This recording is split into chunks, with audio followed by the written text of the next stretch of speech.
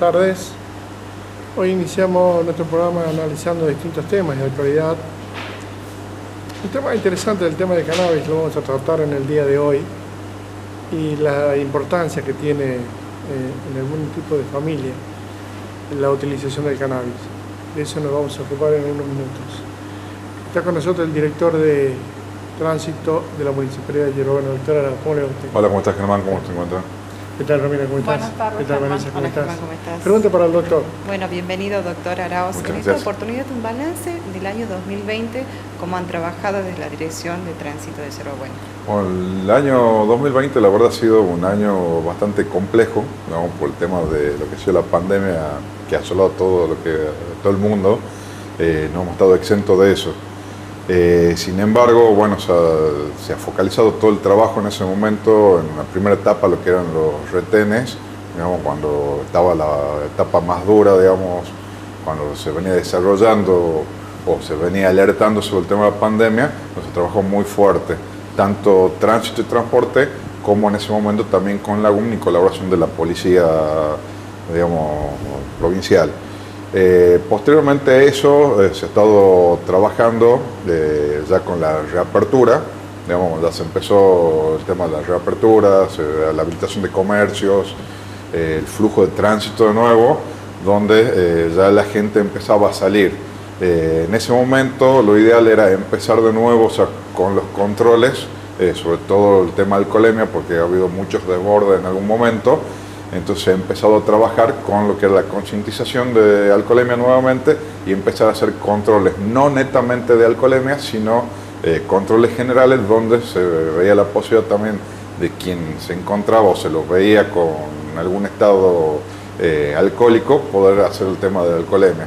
Para eso se había adquirido unas boquillas especiales, que son unas boquillas que son unidireccionales, para que se puedan hacer sin ningún tipo de riesgo ese tipo de controles.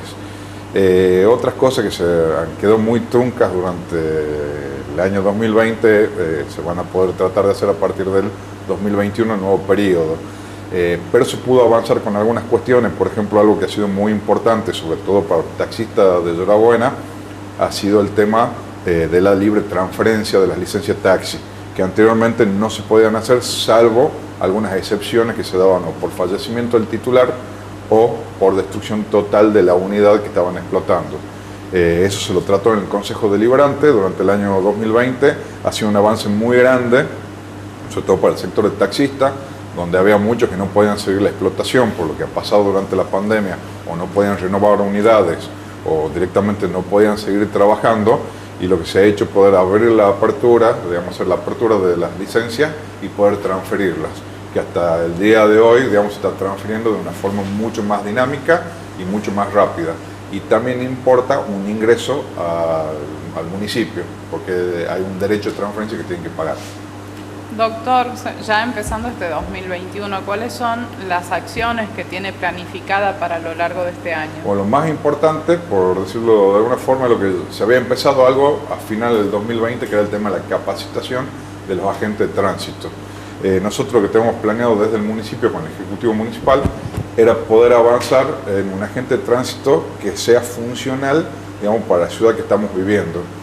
Lo primero que se hizo a final del 2020 ha sido una capacitación que se había hecho en forma conjunta con la Asociación de Productores de Seguros de Tucumán y Rivadavia Seguros, donde se había capacitado a los agentes para la intervención, digamos, en lo que es la vía pública y sobre todo el tema de accidentes de tránsito. Justamente nosotros que estamos tratando de llevar adelante es la capacitación íntegra de lo que es el agente nuestro de tránsito.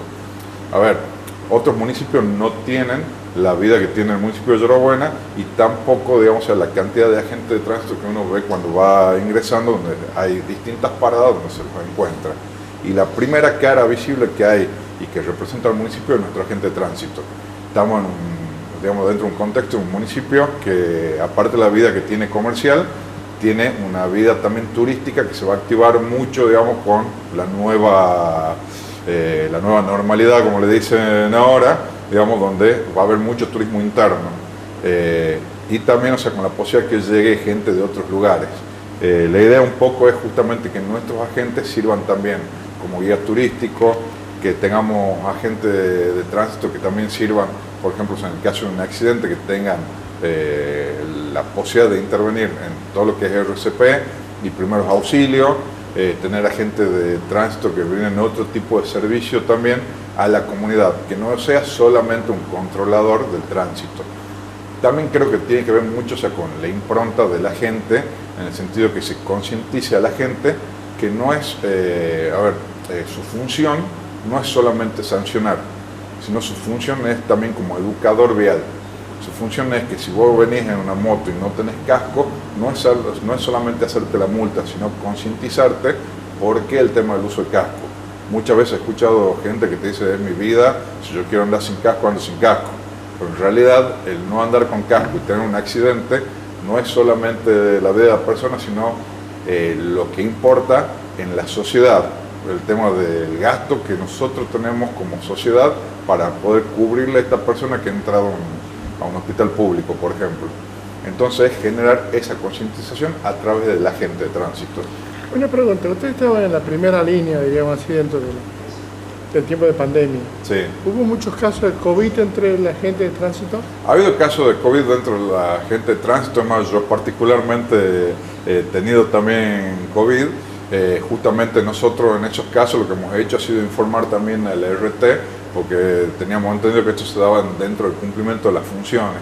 Obviamente también es una situación muy particular, porque siempre se va a quedar la duda si ha sido generado en el lugar de trabajo o ha sido fuera, que eso también tenía que ver mucho con el tema de la circulación comunitaria. Una vez que genera la circulación comunitaria, empieza a perder el hilo conductor de dónde viene el tema del contagio. Pero sí, o sea, además en la municipalidad ha habido un momento donde se ha cerrado también las puertas de algunas oficinas porque había un COVID positivo o una sospecha de COVID. Entonces, para eso se han implementado muchas cosas desde la misma Dirección de Tránsito y Transporte. Por ejemplo, o sea, los que eran taxistas, que tenían que ir a renovar los canos, se ha hecho un decreto directamente para que no tengan que estar concurriendo a la oficina y corriendo peligro adicional, digamos, para no ser contagiado de COVID. Entonces, se ha hecho directamente un decreto para que puedan circular sin la renovación inmediata del cano. Volviendo al caso tuyo personal, ¿cuántos años tenés? Yo tengo 41 años. Joven. Y la pregunta es, ¿cuál es la sensación que existe en la persona cuando tiene COVID? Primero, o sea, vos sentís una sentencia de muerte, digamos, porque, digamos, se ha empezado a hablar muchas cosas. En mi caso particular, yo tengo medio pulmón menos por un carcinoide que había tenido en el año 2001, justamente uno de las personas que me opera es Jesús Amenábar, que fallece a la semana que me comunican a mí el tema del COVID. Entonces uno ha sentido un poquitito eso, o sea, el tema de la desolación, el tema de no saber cómo va a evolucionar la enfermedad, porque es muy particular, o sea, evoluciona distinto de una persona a otra. A mí me han llegado a decir que por ahí, o sea, mi evolución ha tenido que ver mucho con la carga viral que uno tenía y la exposición. De ahí a mí particularmente me ha tocado estar internado, o sea, 2 días en el centro de salud y posteriormente en el Hospital Modular del Este, hasta el alta médica 21 días después, con secuelas que uno empieza a tener, una neumonía bilateral, producto de haber yo sido exfumador, he tenido gripe A en 2 oportunidades con 2 cepas distintas, más otras cosas más. Entonces la evolución es distinta para cada uno. La sensación, la verdad, es horrible, sobre todo cuando tenés una familia atrás y cuando vos crees que puedes llegar a contagiar a alguien, que creo que eso es lo peor. O sea, sentir de que vos podés ser un vector de contagio para que otro adquiera la enfermedad y no sabe qué le puede pasar a esa otra persona. ¿Se tiene miedo cuando llega la noticia? Sí, para mí, o sea, es imposible no tenerlo. Yo creo que las únicas personas que no tienen miedo son los locos, como bien dice.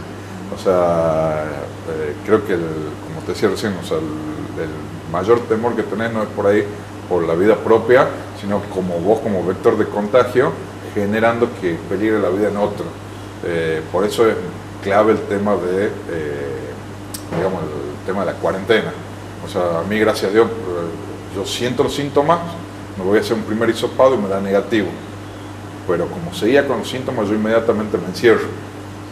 Por el tema de que ya había perdido el olfato, ya había estado con fiebre, entonces uno dice, está bien, me ha dado negativo, pero tengo los síntomas, me encierro, para evitar contagiar a otras personas. Doctor, qué importante esta reflexión, que nos cuente su experiencia y también este mensaje que estamos dando a la comunidad para continuar con los cuidados, ¿no? Sí. Porque el coronavirus va a convivir con nosotros y no tenemos que relajarnos. Claro, justamente yo creo que nosotros, hablando por ejemplo con el tema del municipio de Yorabuena, cuando digamos, el doctor Campero empieza a hacer la apertura, el municipio también está tomando conciencia de que es un virus que ha llegado para quedarse. Entonces lo mejor que se puede hacer es directamente empezar a tomar todos los recaudos necesarios para evitar el tema del contagio hacia los otros y el contagio personal. Convivir, vamos a convivir con el virus. Vacuna de por medio, no vacuna, por esto llegó para quedarse. Mutará, tendremos otra cepa, pero el tema es justamente la conciencia de cuidarnos. Hemos tenido una primera etapa muy dura, que como yo decía, no sabíamos si venía o no venía el virus, era como ya viene el lobo y no se presentaba el lobo, pero estábamos todos en la primera línea justamente para tratar de cuidarnos y extremar las medidas. Después, cuando ha pasado y ha habido circulación comunitaria, justamente el tema de la reapertura, a medida que iban bajando los casos, era para que la gente tenga conciencia y se cuide. Que el cuidado personal es justamente para cuidar al otro también. Doctor, siempre para terminar, la pregunta es, ¿la atención cómo eran las distintas etapas? Por la atención médica, o sea, la verdad, yo me he llevado una muy grata sorpresa. En el sentido de que, por ello yo creía de que, digamos, yo siempre me he atendido por la parte pública. Más allá que uno por ahí puede contar o no con obra social, me ha tocado a mí entrar en la parte pública. En ese momento había una incertidumbre con el tema de obras sociales, porque la obra social no te cubría COVID. Entro yo al sistema público. Desde el primer momento, la verdad, o sea, los profesionales están altamente capacitados para esto. Me ha sorprendido la cantidad de camas que había disponible. Si bien es verdad, o sea, para la cantidad de gente, cuando ha sido el pico, ha sido un poquito más complicado, pero a mí me tocó estar, por ejemplo, en el Hospital del Este, con 67 camas preparadas para un ala de varón y 67 para mujeres, donde había 15 camas ocupadas en hombres y 20 en mujeres. Todas tenían la posibilidad de oxígeno y con las cánulas, digamos, en las camas, para que en el caso que se necesite oxigenoterapia, directamente tenían la posibilidad de tenerlo. Más, digamos, camas nuevas. Hemos tenido también el tema de la posibilidad, o sea, había televisores Smart TV por pabellón, donde para que la gente esté, tenía desayuno, almuerzo, merienda y cena, digamos, o sea, estaba muy bien preparado. Obviamente, la evaluación por ahí en un pico de contagio, o sea, ahí la responsabilidad no sabe si es del Estado o es de la gente que se descuida, digamos, y entran todo el sistema de salud y es complicado, o sea, no lo ha podido absorber Europa con los presupuestos que tienen, o sea, por ahí nosotros también es complicado, pero la verdad, muy grata, digamos, la situación de sentirte protegido por el sistema, antes y después, porque después el control siguió. O sea, a mí después me han hecho otros controles post-COVID, digamos, como para poder ir viéndose cómo va evolucionando. Doctor, te agradezco muchísimo. No, gracias a ustedes. Gracias por venir. Hasta luego. Hacemos una pausa y ya volvemos.